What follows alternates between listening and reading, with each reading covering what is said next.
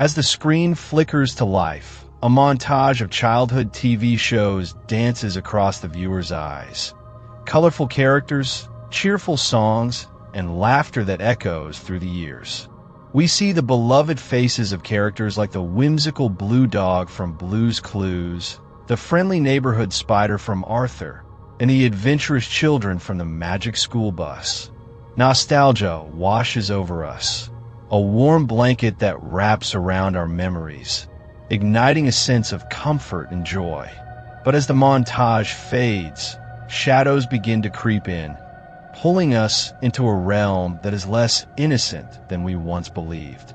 What if our favorite childhood shows weren't as innocent as we remember? This question lingers in the air, heavy and unsettling.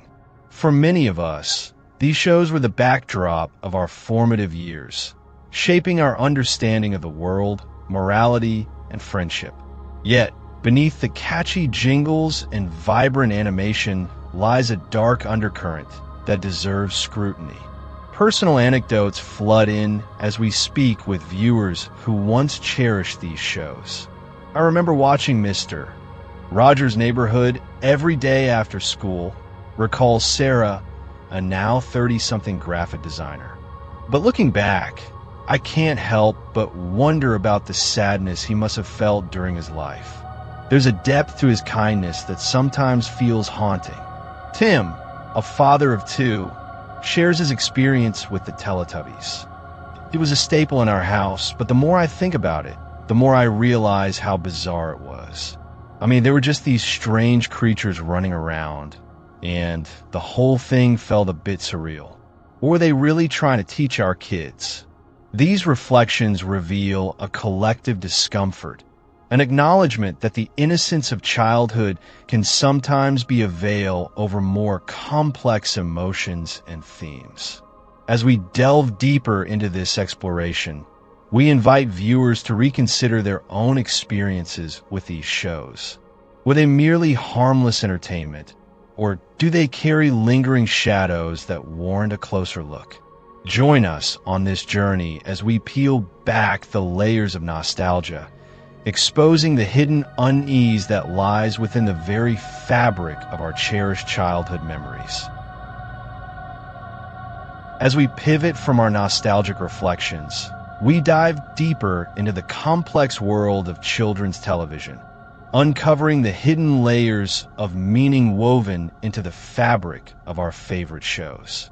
Symbols and motifs recur throughout these programs, often serving as vehicles for messages that may elude the innocent minds of their young audiences. What lies beneath the surface of these familiar characters and stories? Take, for instance, the beloved purple dinosaur, Barney. His cheerful demeanor and catchy songs made him a staple in children's entertainment. But some critics have noted that his color and overall design bear an unsettling resemblance to certain satanic symbols. It's not just a coincidence, explains Dr. Lisa Harper, a psychologist specializing in media influence. Children are impressionable, and these images can have lasting effects on their subconscious. One could argue that Barney's vibrant purple hue and wide, toothy grin are designed to evoke feelings of joy and safety. However, Dr. Harper posits that this very design could subconsciously trigger associations that are much darker. When children engage with media, they form connections that can impact their emotional and cognitive development, she adds, urging parents to be vigilant. Similarly, the innocent-seeming Teletubbies have been scrutinized for their peculiar antennae, often linked to bizarre theories of mind control. The show presents a utopian world, but the antennae could symbolize a connection to external influences, comments Dr. Mark Thompson, a media analyst. As adults, we have to ask ourselves, what messages are we really sending to children? The vibrant colors and whimsical behavior of the Teletubbies have led many to view the show as harmless. Yet the antennae's potential symbolism raises questions about how easily children's perceptions can be manipulated. This exploration of symbolism isn't merely an academic exercise. It invites us to engage in critical thinking about what we consume. The bright colors and playful narratives can mask deeper implications, prompting us to question the hidden messages embedded within children's entertainment. In a roundtable discussion, several experts weigh in on the psychological implications of these symbols. Children may perceive these images as innocuous, but the emotional and cognitive impact can be significant, states Dr. Harper. It's essential to guide children in understanding the media they consume, encouraging them to ask questions and think critically. Dr. Thompson adds, "We often underestimate the power of symbolism. It's a language of its own, capable of influencing thoughts and behavior without overt communication." The challenge for parents and caregivers is to navigate these waters thoughtfully. To illustrate this, remember SpongeBob SquarePants, a show filled with humor yet rife with bizarre and often surreal imagery. Some episodes feature subliminal messages that could be interpreted as promoting hedonistic or reckless behavior. While the intent may have been to entertain, we must consider how these messages are absorbed by young viewers, notes Dr. Harper, urging for a balanced approach to media consumption. As we unravel the layers of symbolism, we invite viewers to reflect on their own childhood experiences. Did you ever question the meaning of that catchy jingle or the strange behavior of a beloved character? Together, we embark on a journey of inquiry, discovering that the playful facade of children's shows may conceal a depth that requires our attention. By fostering an awareness of these subliminal messages, we can empower the next generation to engage with media more critically. This ensures they not only enjoy the entertainment, but also understand the complexities that lie beneath. In doing so, we enable them to discern the intricate dance between innocence and the often unseen shadows that linger in the world of children's television. As we delve deeper into the fabric of children's television, we uncover the unsettling backstories of beloved characters, revealing hidden tragedies or troubling events that often go unnoticed behind their cheerful facades. Each character we grew up with harbors a history that invites us to reconsider our perceptions and the messages we absorbed as children. Take, for instance, the iconic figure of Mr. Rogers. His gentle demeanor and soothing presence made him a comforting staple in many households. Yet, few know of the personal struggles he faced throughout his life. Fred Rogers battled with depression and anxiety, notes Dr. Emily Sanchez, a cultural critic. Despite his warm smile and kind words, he carried a heavy emotional burden. This duality is a stark reminder that even the most comforting figures can harbor their own shadows. In a revealing interview, historian Mark Linton elaborates on Mr. Rogers' wartime experiences, sharing, during World War II, he served as a musician in the Navy, and those years shaped his understanding of fear and trauma. He often channeled those feelings into his show, addressing complex emotions in a way that children could comprehend.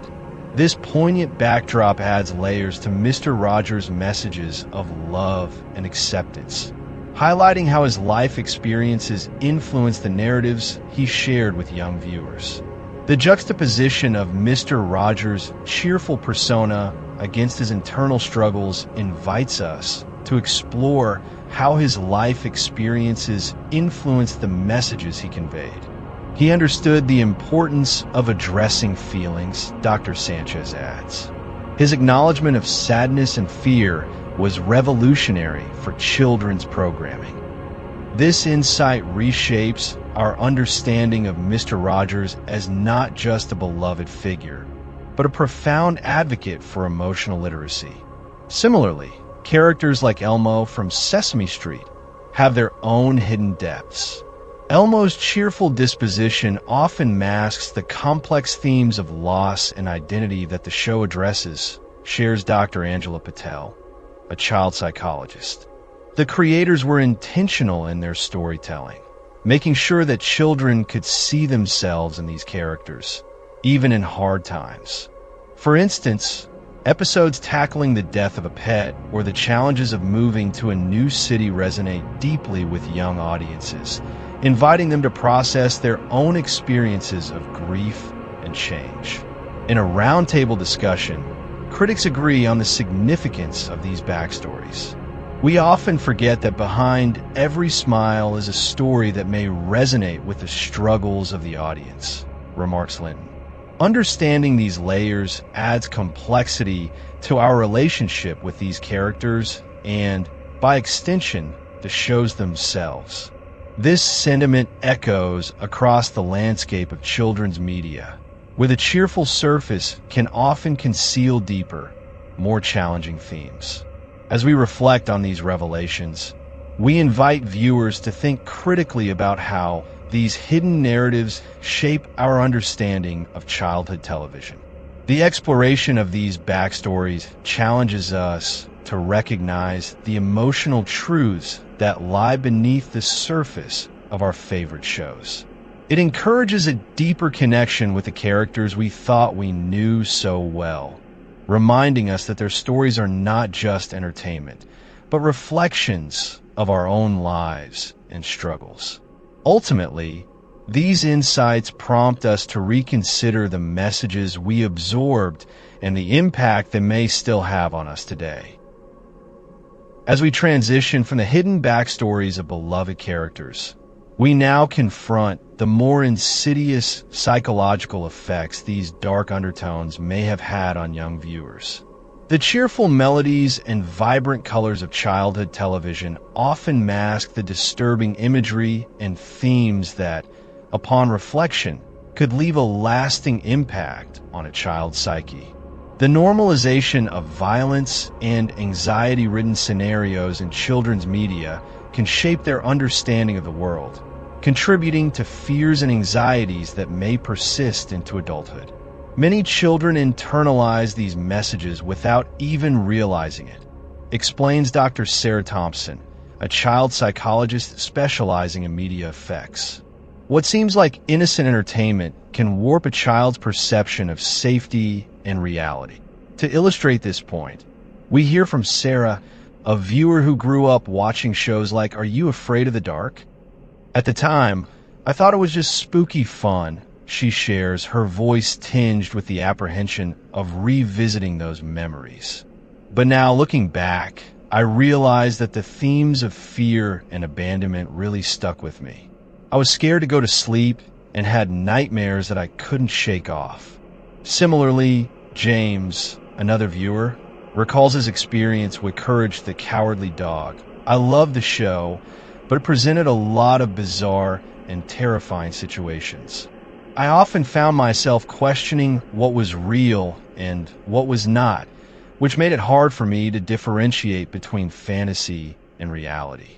I was anxious a lot as a kid. Dr. Thompson emphasizes the need for critical reflection on these experiences. We're not saying that all children's programming is harmful, but it's crucial to be aware of the themes that might inadvertently promote fear or anxiety. Children are impressionable, and repeated exposure to these elements can have long-term implications. To further unpack this, we explore the case of The Magic School Bus, a show that many consider harmless and educational.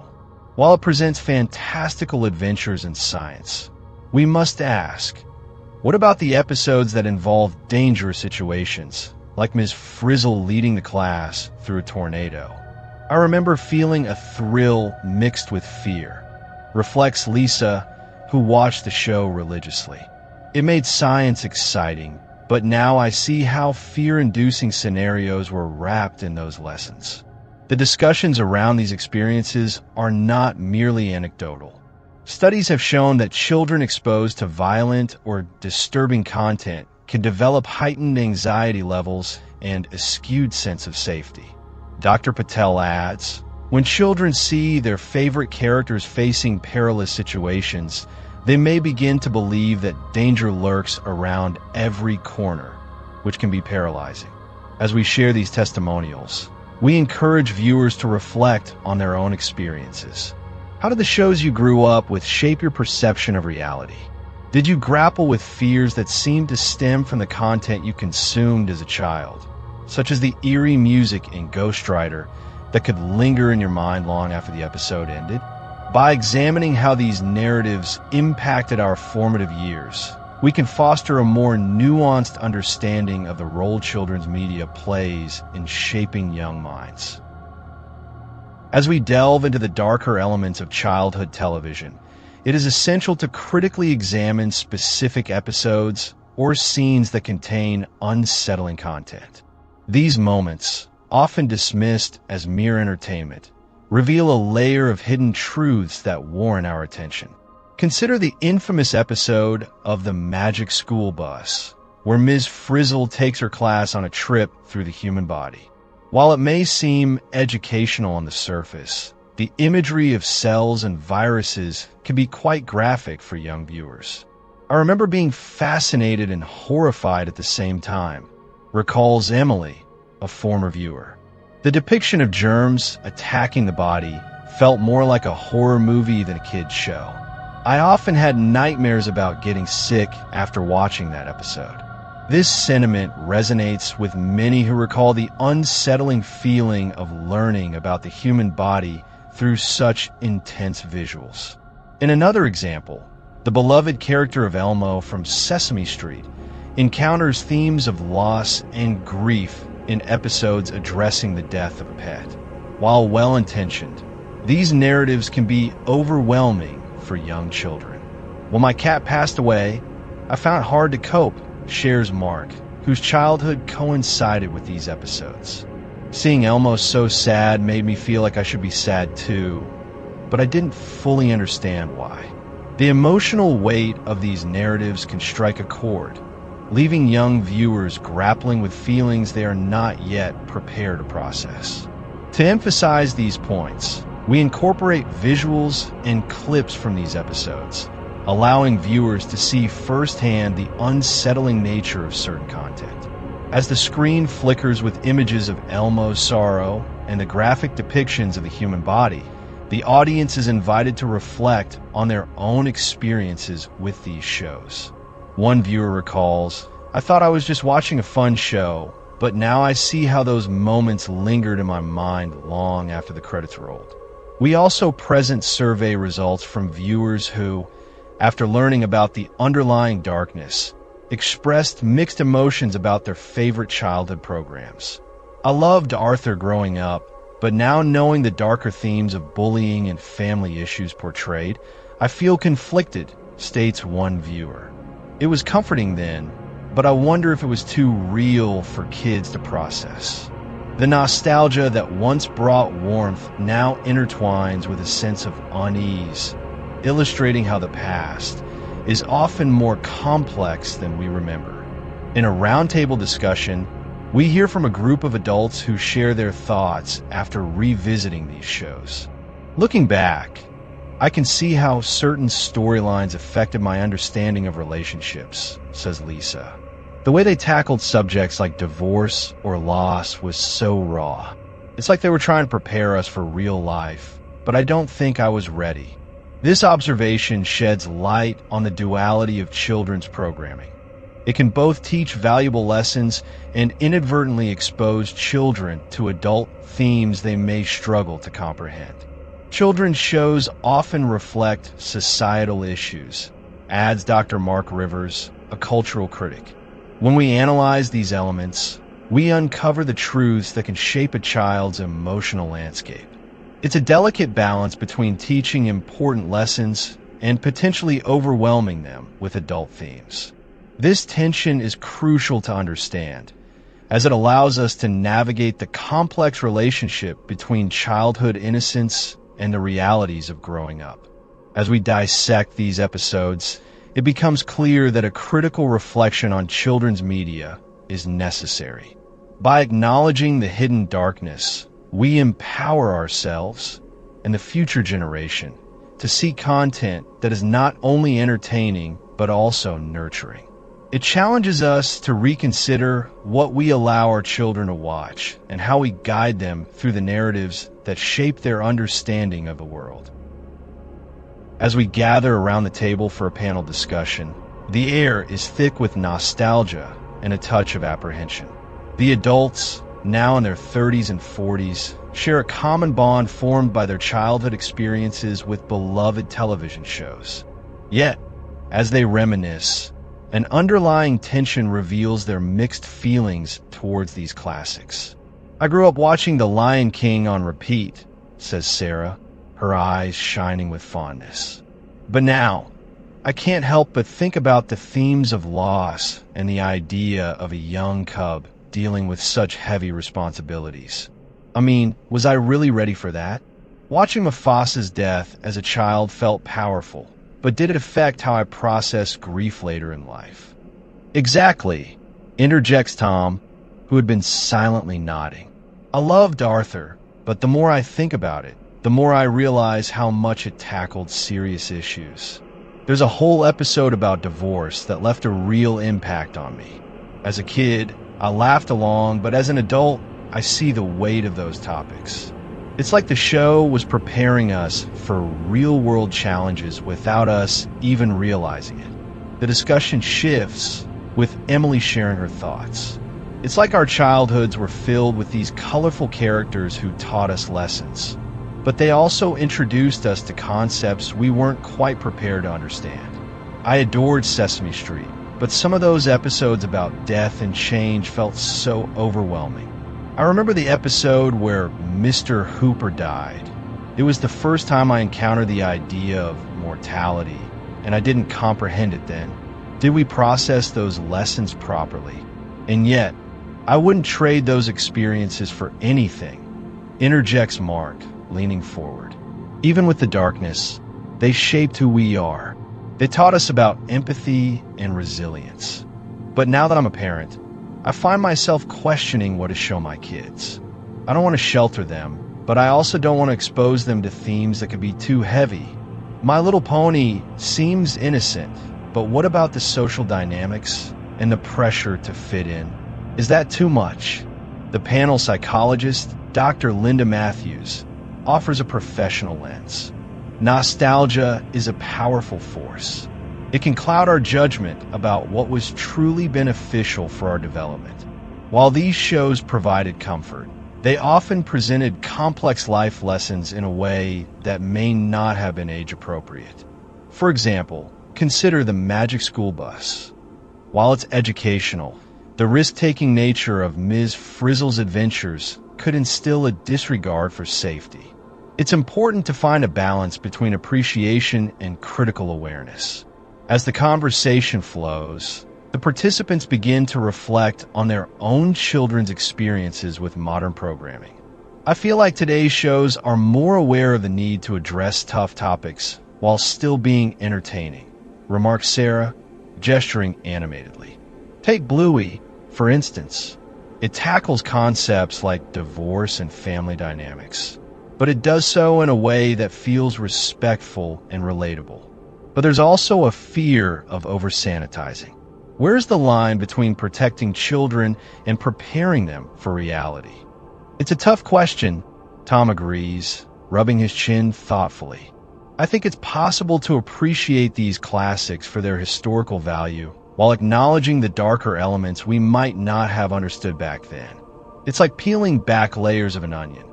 Each layer reveals more of the truth.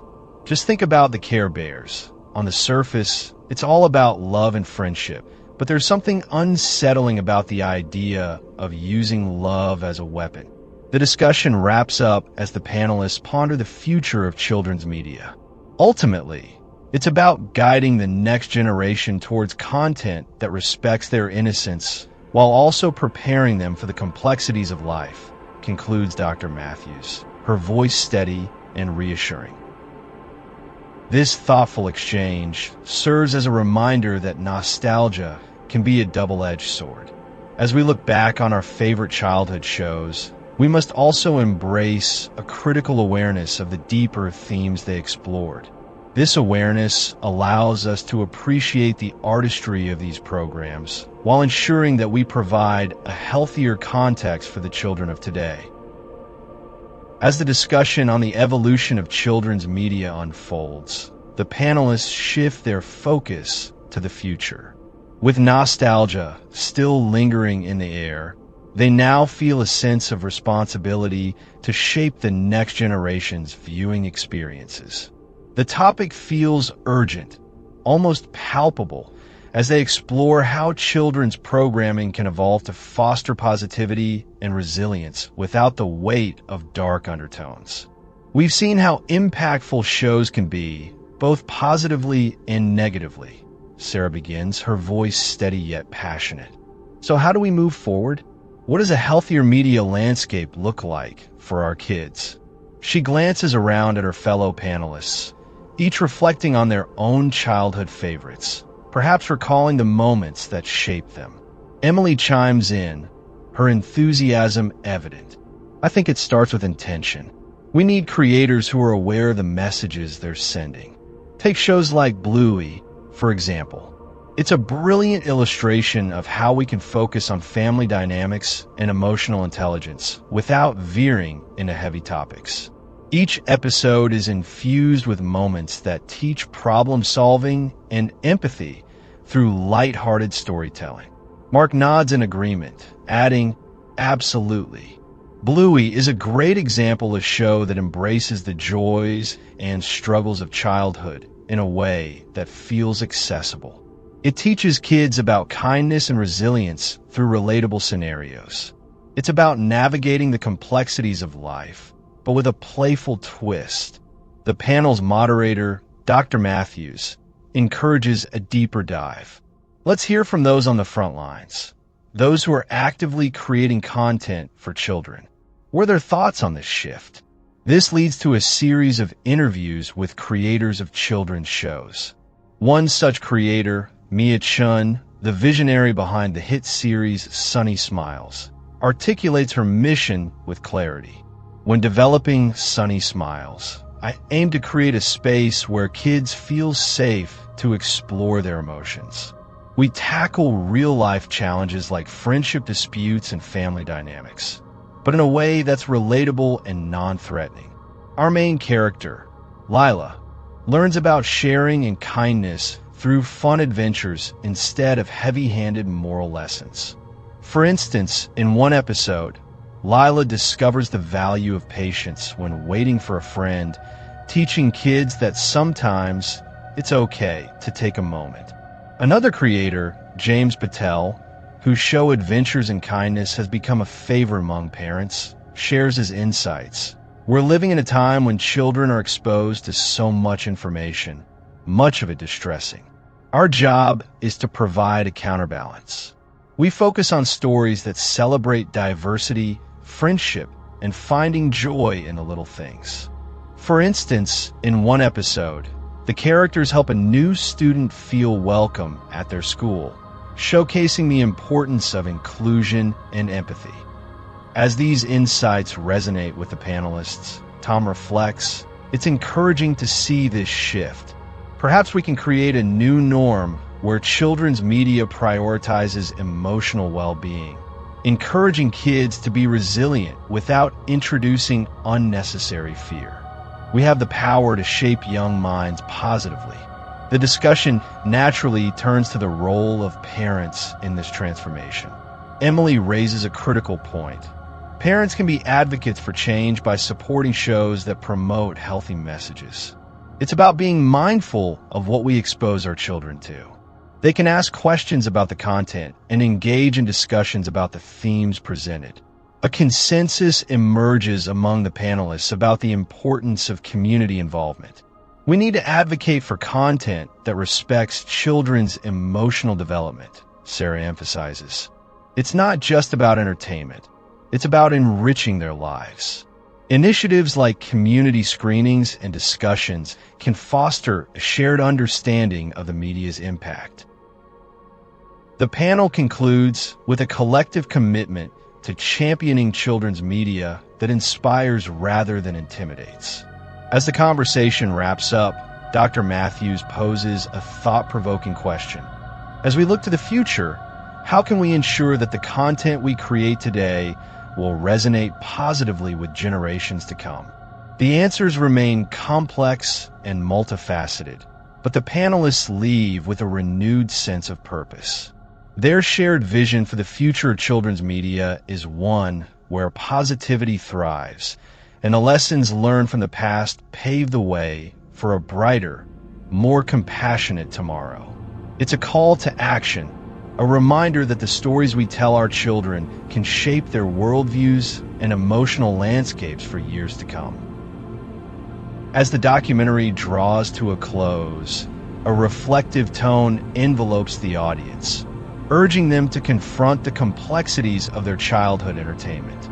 The preceding chapters have peeled back layers of nostalgia, revealing unsettling truths hidden beneath the surface of beloved shows.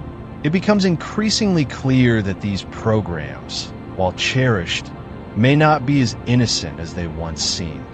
Throughout our exploration, we've seen how nostalgia can cloud our judgment, Dr. Matthews states, addressing the viewers directly.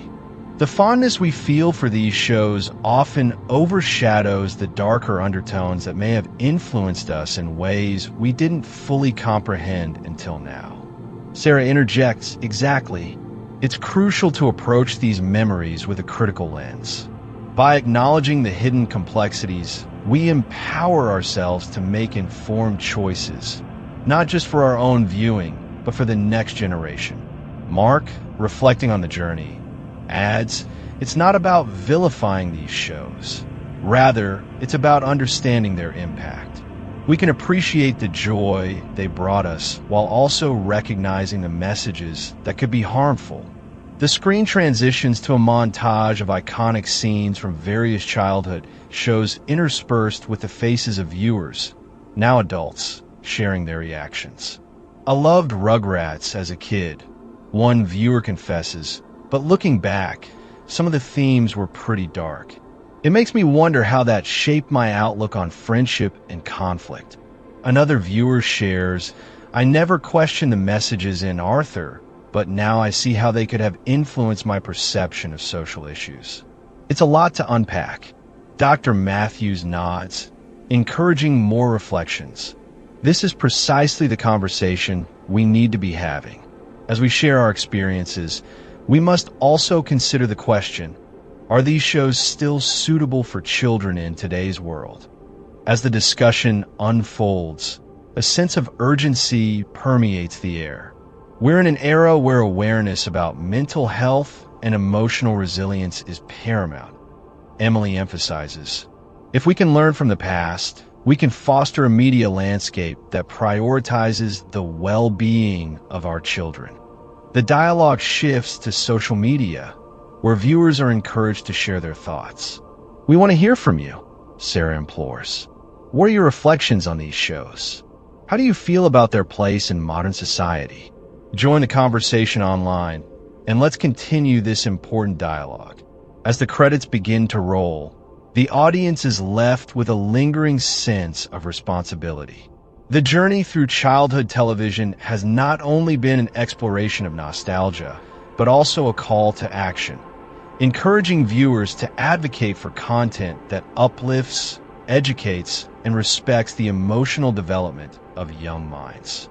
It's time to reshape the narrative, Dr. Matthews concludes, for the sake of our children and their future.